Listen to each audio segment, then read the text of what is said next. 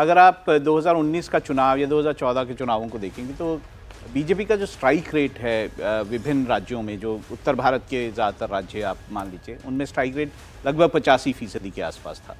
तो उन्होंने बहुत अच्छा सा वहाँ चुनाव लड़ा था। कई जगह पे वो बहुत ज़्यादा पीक्ड हैं, जैसे राजस्थान, मध्य प्रदेश, हमने गुजरात, हिमाचल, ये सारे पीक्ड हैं। तो देखिए, चुनौती जो है बीजेपी के सामने ज़्यादा बड़ी है कि वो अपनी वो सीटें बचा के रखे। देखिए, ये चुनौती दूसरे को तो पता है हमें कि कांग्रेस जो है वो, अगर 1991 से अगर आप कांग्रेस का इतिहास देखेंगे, अभी मैं उससे पीछे नहीं जा रहा हूँ, क्योंकि 1984 के बाद जो चुनाव हुआ था उसमें सबसे ज़्यादा कांग्रेस ने 414 सीटें। कांग्रेस अभी कह सकती है इस बात को कि अभी हमारे पास रिकॉर्ड है सबसे बड़ा 414। तो उसके बाद अगर आप 1991 से देखेंगे तो सबसे ज़्यादा अच्छा परफॉर्मेंस जो है 2009 का है कांग्रेस का, लगभग 198 सीट्स जो आई थी। तो कांग्रेस का ढलान पे चीज़ें हैं। और पर मैं ये मानता हूँ कि देखिए, अभी जो है इस वक्त साफ दिखाई देता है कि बीजेपी जो है वो इस चुनाव को जीतने जा रही है। 272 सीटें तो आने ही जा रही है। लेकिन क्या है, पॉलिटिक्स एक साइकिल है। आप ये कह दें कि अगर कांग्रेस इतना नीचे चली गई है तो वो पूरा ही खत्म हो जाएगी, ऐसा चुनाव मतलब इतिहास में होता नहीं। 37 सीटें अगर लेकर आ रही है इतिहास में, अपने इतिहास में सबसे कम। विजय जी, इसके पीछे के रीजन क्या है?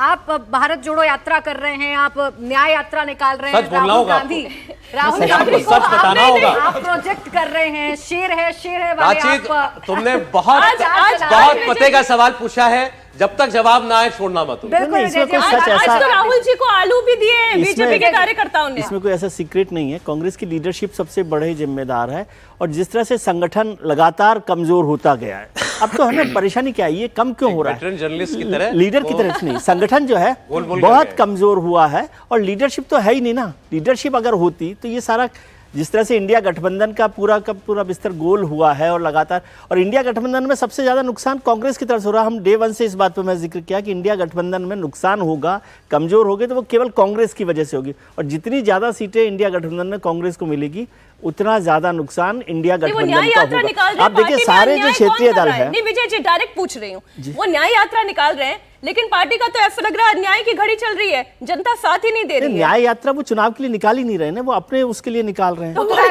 तो जिस काम के लिए नहीं निकाल रहे उसका रिजल्ट को, जैसा एक चीज मैंने कहा कि ये स्थिति, काम क्या है? एक स्थिति ये है कि जैसे एग्जाम आ रहे हो और एग्जाम के मतलब पेपर शुरू होने वाले, और आप कहें नहीं मैंने जिम ज्वाइन कर लिया क्योंकि हेल्थ भी तो जरूरी है। ये वैसी न्याय यात्रा है कि हेल्थ जरूरी है, लेकिन एग्जाम के दिन से पहले आप यदि जिम ज्वाइन कर लेंगे तो वैसे ही आप चुनाव के वक्त। नॉर्थ से कांग्रेस पार्टी साफ हो चुकी पूरी तरीके से। उत्तर अब नॉर्थ मतलब 80 से सीटों पर उत्तर प्रदेश यदि आप जीरो कर रहे हैं, इससे बड़ा कुछ हो नहीं सकता। Rajasthan zero, Gujarat zero, MP zero, दक्षिण में भी कमजोर हो गई कांग्रेस। दो आपने जैसा कहा था, दो प्रदेश जहां से सबसे ज्यादा सीटें कांग्रेस पार्टी को आई थी, उसमें एक केरल था और दूसरा पंजाब था। दोनों जगहों पर सीटें। और रायबरेली में जैसे विड्रॉ किया, उससे ऐसा लगता है कांग्रेस को, कहते हैं कि आपके सर्वे की क्या जरूरत है, हमें खुद पता है।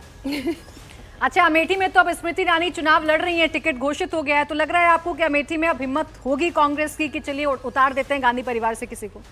गांधी परिवार से उतारना, लेकिन वो लड़ाई ही नहीं लड़ रहे ना। देखिए, लड़ाई लड़ना ही जिसको है ना, मैं सबसे बड़ी बात मानता हूँ कि शिद्दत से लड़े। आप इस बात को समझ लीजिए कि जो पार्टी 2 सीटों के बाद भी 303 पर और आज 335 पर पहुंच रही है, वो शिद्दत की लड़ाई है।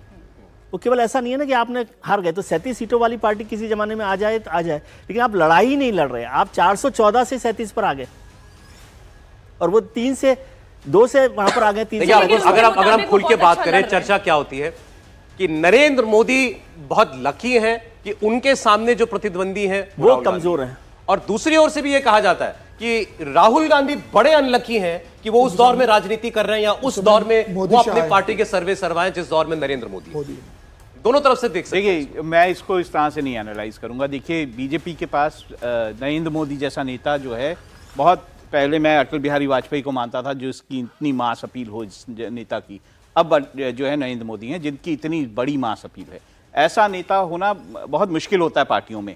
और अगर कांग्रेस पार्टी की भी हम बात करें तो मैं मानता हूं कि ऐसी मास अपील या तो इंदिरा गांधी की रही होगी या जवाहरलाल नेहरू की रही होगी, और उतनी मास अपील वाले नेता हुए नहीं हैं कांग्रेस में भी। तो एक मास अपील वाला नेता और एक दूसरा नेता जो उनके साथ है, अमित शाह, वो ऑर्गेनाइजेशन को चलाने वाला, ऑर्गेनाइजेशन को अच्छे से समझने वाला, इस तरह का कॉम्बिनेशन हमें बीजेपी में पहले अटल बिहारी वाजपेयी और लालकृष्ण आडवाणी दिखाई। लेकिन उसमें एक बड़ा फर्क है राहुल कि वो एग्रेशन जो अटल बिहारी वाजपेयी और नरेंद्र मोदी में एग्रेशन का फर्क है, और संगठन मैनीफोल्ड बढ़ गया है। आज 20 करोड़ मेंबर्स की पार्टी हो गई। अब तो कुछ नहीं होता ना, ये करना ये तो मैंने कहा कि शिद्दत से जो लड़ना होता है, जो एक्सरसाइज मैं उसको उसी तरफ लेके जा रहा था कि अब संगठन भी बड़ा है और बीजेपी की जो चाह है या जो भूख है, मैं ये कहूं कि सत्ता में और राज्यों में आने की, वो भी बड़ी है। इसीलिए आपको ये दिखाई दे रहा है कि प्रधानमंत्री जो है दक्षिण में जाकर भी कोशिशें कर रहे हैं, या बीजेपी का संगठन दक्षिण में जाके कोशिश कर रहा है। ऐसा नहीं कि पहले नहीं किया गया है।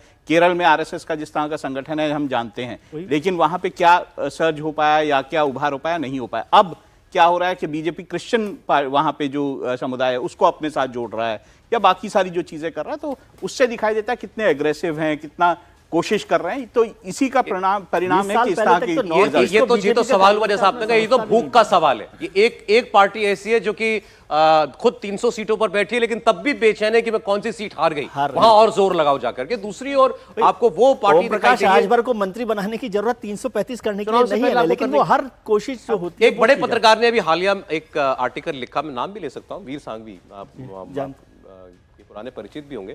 उनका कहना यह है कि कई बार ऐसा होता है, कोई फेज आता है किसी राष्ट्र के सामने, जब हमें लगता है कि विपक्ष है ही नहीं, या विपक्ष अपना काम नहीं कर रहा, या विपक्ष को जैसे लड़ना चाहिए वैसे नहीं लड़ रहा।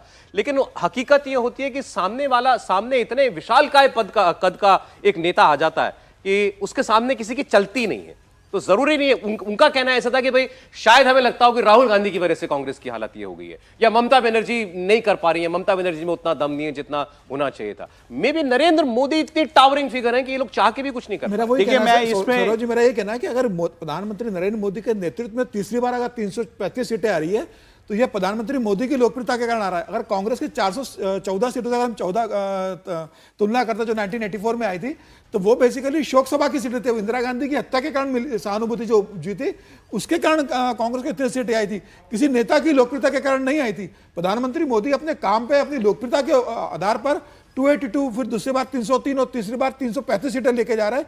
ये बताता है कि जनता से उनका जुड़ाव कितना है, जनता के जितना कितना काम किया है, उनका इंटरेक्शन कैसा है। यह भारतीय जनता पार्टी की सबसे बड़ी ताकत है। मुझे लग रहा है इंदिरा गांधी भी इस मामले में प्रधानमंत्री मोदी के सामने टिकती नहीं है।